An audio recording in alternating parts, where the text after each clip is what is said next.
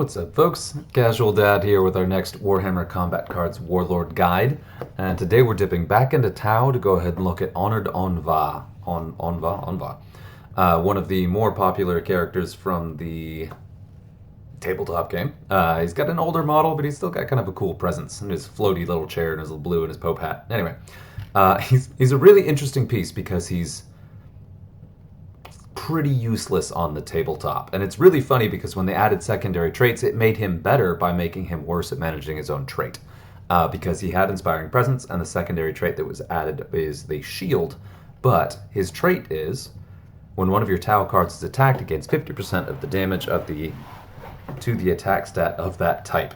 So he wants to take damage to actually be useful in combat. It's like a super berserk. But with shields, he takes less damage in combat, so yeah, whatever. But the thing is, that does make him better, because he only has the melee attack stat. He doesn't have ranged, and he has very good hit points and a nice budget cost. But, I mean, base 28, he's going to take a lot of damage before he does anything meaningful back. So, he falls in that category of warlords who don't want to hit the table, but now that he does have shields, he is better on the table. So, key thing about this ability, you want to be taking damage on your cards. So that makes him a really weird Tau warlord, because most Tau decks lean heavily on those cheap taunt cards, like your taunt drones and your taunt melee guy. So he's kind of a funny one, but he's kind of a great one too. So for me personally, I've been playing this deck a lot. It's one of the only decks where I run my Riptides, and I run both of them, and I really enjoy getting the chance to do that. And I'm particularly excited that this morning I got the last copy to get this guy up to level 7. But really, quick tips with Aun'Va. Biggest thing you want is you want to make sure that any card you put in here has both ranged and melee. You don't get psychic, so it's not an option, but you want to make sure you have both attack types, that no matter what is hitting you, you will benefit from Aun'Va's ability and hit it back harder. So I've got my two Riptides, both of which have ranged and melee. Of course, they are absurd in ranged play, so this guy is an absolute delight to play against Badrek decks, which just cracks me up. Then I threw the Medica in there, who's just in there to charge up the other pieces, and because he's cheap. But he does have both attack types and can hit surprisingly hard if he is in the right spot during the game. Mine, of course, is only level 5, because it's the newer card, but still, this is one that can actually be pretty decent in an Aun'Va deck if you get him up a ways. Then I do have the Taunt drones in here, just to keep my cards alive, especially Aun'Va himself, but you want to play them as late as possible because you want your other cards to be taking damage, so they end up doing more offensive damage. Now, just to look at some of the other good pieces in an Aun'Va deck before we play our actual games. Again, you want cards that have both melee and ranged. You want them to have decent hit points, so these are all out. All these flyers here. You can do just a single attack type, but you're just missing out on so much. If you go up against a melee deck, they have no ability, so it's meh. They're still good, and Aun'Va is cheaper than the other kind of beefier ranged attackers, Shadow Sun in particular, but he's just better if you have that kind of balance. And some of the cards that are typically really good in the Tau faction, including these, and this guy here, are actually not great in Aun'Va decks because the abilities contradict. So this guy has shields, which makes him not great for an Aun'Va deck because he does have more durability, but he doesn't benefit from Aun'Va's trait. So it is a little bit funny. And this guy's one who can be really good, but doesn't have a ranged attack, and has shield, so he's kind of a funny case. One of the best cards you can put in an Aun'Va deck, aside from your Riptides, is this guy here. So your kind of medium battlesuits that have a good chunk of hit points at a decent cost point, you can fill a deck with those, and it becomes, this guy I think does not have melee, no, so not him. This one though. Yeah, and even if it's only like 1 melee damage, it still counts and will charge up your ability. And one of the best cards you can put in an Aun'Va deck is this guy. Cheap price point, okay stats, and has Berserk and Aun'Va's ability. This guy gets pretty silly when he's pumping up damage during a game with both Aun'Va's trait and Berserk. It can be a lot of fun. So I'll throw that in there. All these medium battlesuits, I wouldn't... I'd say the battlesuits that are 20 or more points, because these ones don't have high enough stats or high enough hit points to really do great. They are cheap, so you can fill a deck with them and just have a deck be very sturdy and obnoxious. But yeah, and that's really the base stuff. You really do want to focus on the cards that don't have shields, are not endless, but do have good hit points. So you're looking at the upper end in the 30 range, and then the 70 and 80 range for your Riptides. So we'll go ahead and play a game so you can kind of see this in practice. I'm not currently laddering Tau, so these is probably going to be a pretty one-sided match, but we'll see.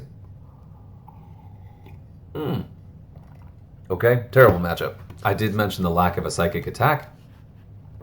And this looks like it's going to be a Psychic Space Marines deck. But that's not the worst thing in the world because they still will hit you when they attack back. So if I shoot them, they'll hit me back with range damage, and then I can actually benefit from the trait doing just that. And I didn't necessarily want to show competitive matches, and so there you go. See, I got plus 11 ranged attack on the deploy. I didn't really want to show competitive matches here. I just kind of wanted to show how the deck and the ability works. If the next match is quite as easy as this one, we'll probably do another one. But there you see, even right there, he got the bonus range damage on the return fire. So that's why you want those really high hit points in there, because you don't really, or so you don't worry as much about taking the damage back, and you're willing to play a little aggressively, so you can charge up your own defensive strikes. Now, of course, if you're not going up against a psychic deck, you can ready. And same thing, you can charge up your follow-up shot so that you will have a buffed attack when you return fire, because you are not attacking on your turn, you're building up your passive charge so that you can hit back later. So that was a super quick game. We're going to do one more here. And then again, if this one is as short as that one was, we'll do a third. There we go. Just had to click a little harder.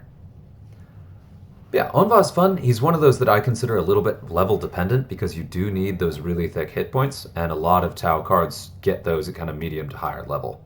And the Riptides in particular with the high hit points are really, really good in this case. Oh, I love it. Oh, I love it. This is going to be better. This is a nicely leveled Uthakar Necron deck, and so this is going to give me some trouble, which is perfect. Nice, okay.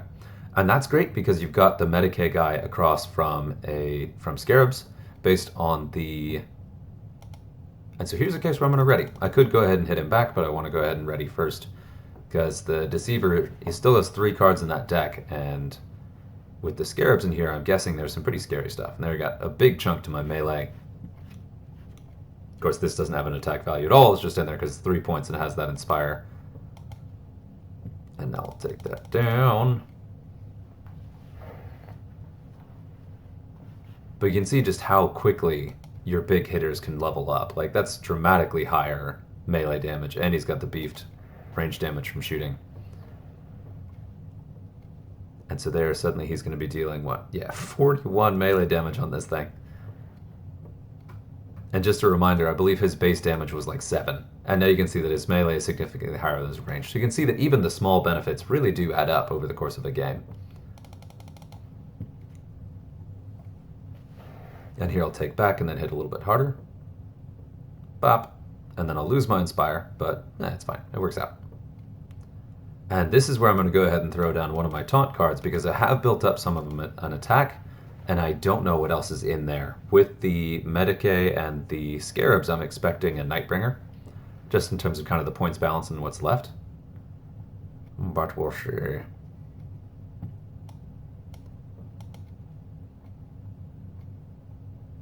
Okay, well, that's still good.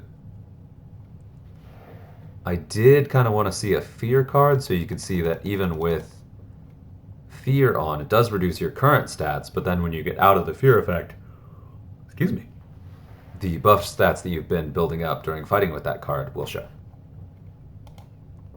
Well, man, that's going to be funny. And when you're playing against Aun'Va, you want to be really, really careful. You want to hit Aun'Va's cards as little as possible if you don't have lethal damage, so that you avoid that. So this, I think, started with 7 melee damage and now is dealing over 100. It's a scary, scary combo. Aun'Va, get your time in the sun. Let's put you out here. But yeah, this again was a pretty quick game. For this guy, I am going to play one more. He's a really interesting warlord, and I want to make sure you get a decent exposure to how he works in different games. And maybe since I'm winning so much, we'll see a tougher matchup here. But again, he is level dependent because you need those hit points. If you have the high level Medicae, that helps. But Tau have, I think, no regen cards at all, and they only have the one Medicae that's a little bit tough to level up because he is rare and, again, a newer card. So it takes a little while to get really off the ground with Aun'Va, but even early on, his ability can help a lot. So just throw in your toughest, highest hit point cards that have attack stats in both melee and ranged, and then go to town. Okay, well, right off the bat, this is probably the worst card in the game, just in terms of the combination of stats and cost. And then this bonus, we're looking at a 6%. Okay, great. All right, cool. What else is in there? Oh, sweet. Okay. High hit points, high range damage. Boop.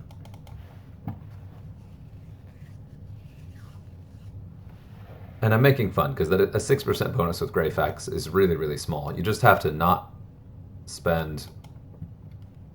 Like, it's not hard to get a reasonable bonus with Greyfax in, like, the 20% range. I know it could be a deck points thing. I shouldn't judge, because you start out at a lower level, you don't have the deck points to really benefit from Greyfax. But yeah.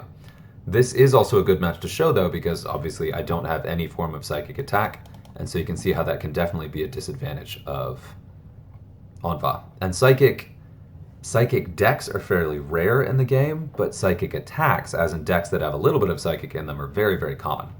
Oh, that's going to be great. So that big Game Hunter is going to hit me hard, but that's going to give me a giant buff to defensive damage.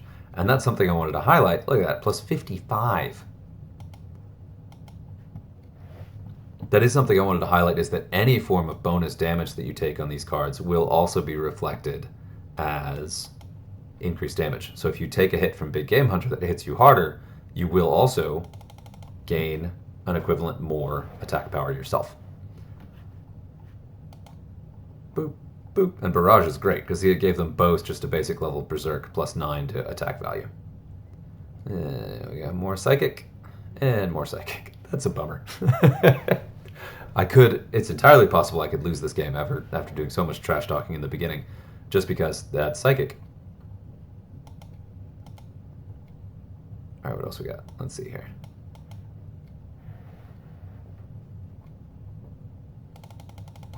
But I think probably not. We'll see. It is going to end up being a lot closer, which again is what I wanted. I want to show you guys a game that's a little bit closer with Aun'Va. This build that I like so much is very, very fragile because it only has the 2 true power cards in it. It's got both the battle suits and then not much else. So here, which doesn't have range, does she? No. You're going to see me pull Greyfax herself, and that could cause some real issues. I do have the 1 shield, 2 shields, nice. The 2 shields that'll kind of help me go through, but she's going to keep psychicking me, and so unless I get one of these guys out of the wings, and I think both of them will be out of the wings next turn, but I'm going to take at least 2 hits back. Nah, but they're low level, so that's cool. So this does highlight that it's not true Berserk. Like, you don't get extra power for psychic attacks, you don't get extra power for attack types you don't have, obviously. That's kind of been implied. But for melee and ranged, it's amazing. And it's one of those things where, again, most AI decks, most players will just wail on the Aun'Va cards as hard as they can and not realize that they're just feeding the monster and making them more powerful. So while I do really enjoy my deck that has the 2 Riptides, I do want to make sure to say that the best deck you're going to get with Aun'Va is probably closer to a full deck with your full set of cards, with a bunch of cards that have your highest hit points in both attack types. Usually going to be decent at range, they may or may have some decent melee, but then over the course of a game, they're going to keep buffing up, buffing up, buffing up. And they'll take a while to bring down, all the while they're getting stronger. And then your opponent will take such a cost in taking down the first batch that when the later batches come in and do the same thing, it just can be quickly overwhelming. And if you have any cards make it to the end game after pumping up all game, they hit like absolute trucks. So there's Aun'Va. We're going to call it. And yeah, let me know what you think.